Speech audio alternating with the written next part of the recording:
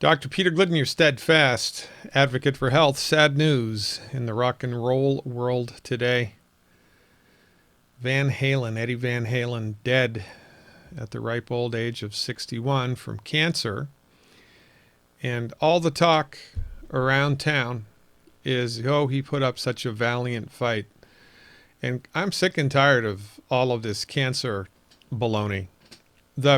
What people should be talking about is holy smokes, if Eddie Van Halen, whose net worth was over $100 million, couldn't beat cancer, then what chance do I have? And why is cancer treatment so horrible? And why are the outcomes so pathetic? And what the heck is going on with cancer treatment? That should be the conversation, but it never is. Because we've been socialized for the last 108 years to believe that the medical doctors, the MDs, have the secret decoder ring to all things medical, and if they can't figure it out, nobody can. And when they fail, well, it's only a matter of time until they figure it out. And that's simply not the case. Let's dig down into it. There's a lot to know and understand. So a number of years ago, I was interviewed by an organization that was going around the country interviewing holistic doctors, and I spoke about a research project that showed that chemotherapy was ineffective and should be abandoned. It has upwards of 90 million views now, so I think I hit on a nerve. And like the fella said, that the truth will last forever, but a lie only for a moment. You're welcome to your own opinion, but not your own set of facts, ladies and gentlemen. Cancer treatment in the United States of America and Canada and all industrialized nations, because it is exclusively in the domain of the medical doctor and the pharmaceutical industry, is horrible. It's horrible. It has a horrible track record. Every day in the U.S., there are 4,620 new cases of cancer and 1,630 deaths approximately. Is this a good track record? No. It is, in fact, a horrible track record. Projected cancer cases in 2020, 1.9 million. 1.9 million. The incidence of cancer is going up. It's not going down. And you have been fed, statistical shenanigans in order to make you think otherwise. Here's data from the National Cancer Institute. And if you look on their website, here's what they tell you. They tell you that if now in the 21st century, 2020, 89.7% of the people who get breast cancer are still alive after 5 years. Well, that seems like a remarkable progress, right? Fantastic. 90%, let's round it up. 90% of people who get breast cancer are still alive after 5 years. That's just remarkable, isn't it? Well, there's two things to talk about here. Number one is the 5-year survival rate. The cancer treatments developed and delivered by the allopathically oriented, pharmaceutical centrist medical doctors, they gave up decades ago even mentioning the word cure. Now, according to them, and I'm quoting directly from the National Cancer Institute, the 5-year survival rate is the percentage of people in a study or treatment group who are alive 5 years after they were diagnosed with or treated for a disease such as cancer. The disease may or may not have come back. So they can still have cancer, and it's considered a positive. It's considered a positive treatment outcome. It's nuts, number one. Number two, when the American Cancer Society, the National Cancer Institute, when the National Cancer Institute shows you these data for the survivorship of breast cancer, 90% survival rate, it is a relative survival statistic, not an absolute survival statistic. Relative survival statistics compare the age of death of somebody with a disease to the age of death of somebody in the same age group who didn't have disease. And here's how that works out. Let's say we had 1,000 people who get cancer, 900 die and 100 live. That is a 90% absolute death rate. a 10% absolute survival rate, right? But let's say that 80% of the general population in the same age bracket die from other things.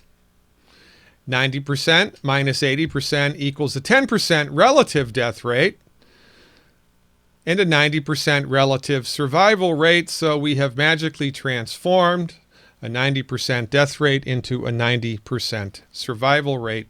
It's nonsense. But like the fella said, there's lies, there's damn lies, and there's statistics. Don't believe me? Take a look at this. These data from the National Cancer Institute's Surveillance Epidemiology and End Results Program.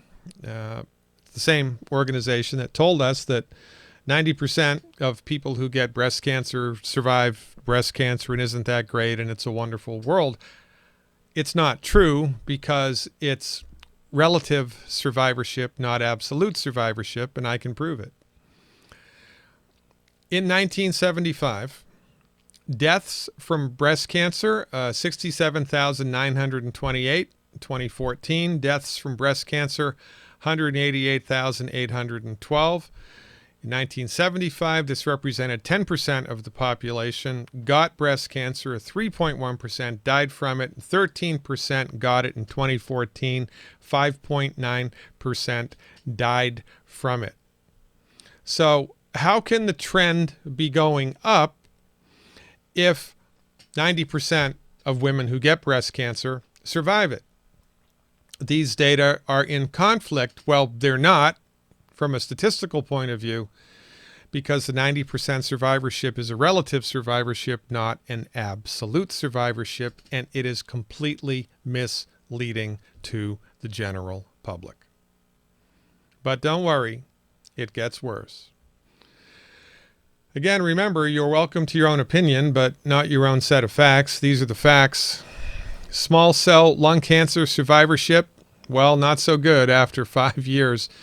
96% of the patients who are afflicted with this are dead by year 5. Ovarian cancer, 67% are dead by year 5. Pancreatic cancer, 98% are dead by year 5. Prostate cancer, 69% are dead by year 5. Rectal cancer, 91%. No, 91% are dead by year 5.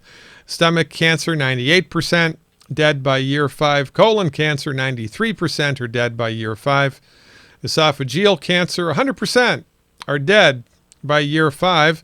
Non-small cell lung cancer, 96% are dead by year 5.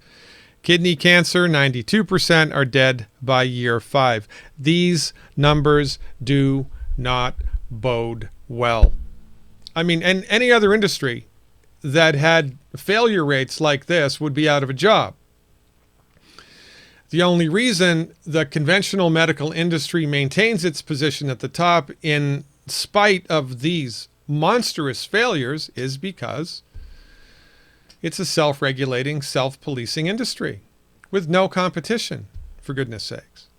Now, you don't even have to be a statistical expert or a medical genius to figure this out. All you have to do is use street smarts. Ask yourself these questions. How many people do you know who have gotten a cancer diagnosis? How many? How many of them are still alive? Has it been more than 5 years? And oh yeah, by the way, what's their quality of life like if they are alive and being treated, and or if they died from cancer? What was their last year of their life like? Again, this isn't rocket science. Follow the money, baby. Remember, in 1912, Congress granted the American Medical Association exclusive control over who could and who couldn't practice medicine. That law is still in place. It's a hostile takeover. It was a hostile takeover of the practice of medicine kept in place by the gigantic profits of the pharmaceutical industry. Did you know that oncologists get a piece of the action when they prescribe a chemotherapy drug? Did you know that? The only classification of medications where that's legal. So, you know, the hospital and the doctor buys the chemotherapy drug for $2,000. They sell it to the patient for $10,000 and they split the difference. Split the profits. Isn't that just a wonderful thing? Oh, by the way, this trend is continuing. Again, it's good to be the king. Profits are going to be huge, even though treatment outcomes are horrible. And, let's not really pay any attention to the published research. This is the published paper that I talked about when I got the 90 million plus views on the YouTube channel. This was published in 2004. The title was The Contribution of Cytotoxic Chemotherapy to 5-Year Survival in Adult Cancer. For the layperson, this was How Well Does Chemotherapy Work in Adults Who Have Cancer? It was published, by the way, in the journal Clinical Oncology, a very prestigious cancer journal. Here were the results. The overall contribution of chemotherapy to 5-year survival in adults was estimated to be 2.3% in Australia, 2.1% in the USA. The conclusion, you ready? You sitting down? It is clear that chemotherapy only makes a minor contribution to cancer survival. To justify the continued funding and availability of drugs used in cytotoxic chemotherapy, a rigorous evaluation of the cost effectiveness and the impact on the quality of life is urgently required. Now, you think the pharmaceutical industry is going to be good with that? I mean, published, peer-reviewed 16 years ago. Think it's changed? Sadly, it hasn't. Since January 1st, 2020, approximately 21 million people have died, not from cancer, but from chemotherapy. And I'm the quack? Practicing dangerous medicine? You've got to be kidding me. The only way that a situation like this can exist is inside of a self-policing, self-regulating medical monopoly, which we've had since 1912, and it's about time that it stopped. Different people need to be brought to this table. The licensed naturopathic doctors, the Ayurvedic practitioners, the herbalists, the botanical medicine practitioners, traditional Chinese medical doctors, acupuncturists. Everybody needs to be brought in. Because obviously, conventional medical doctors have dropped this ball. Their treatment strategies deliver horrible outcomes. And yet, the next cancer breakthrough is promised right around the corner every year. That for the last 50 years, they've been telling us that, and it's nonsense. It's time we opened up the medical markets here in the United States, North America, and, if I may be so bold to speak for the European Union. We need hospitals and universities to allow, need universities to do research on holistic medical treatments. We need hospitals to allow holistic medical practitioners to have access. We need it desperately. But it's not going to happen unless we make a noise. You can learn more about many different aspects of holistic medicine, science-based, clinically verified alternatives to drugs and surgery at my website, riseupintohealth.com, where we can also band together, form a loose-knit coalition of the informed, and perhaps make a political difference. I am and always will be your steadfast advocate for health, Dr. Peter Glidden. Hope you learned a thing or two. God willing and the creek don't rise, I'll see you around campus.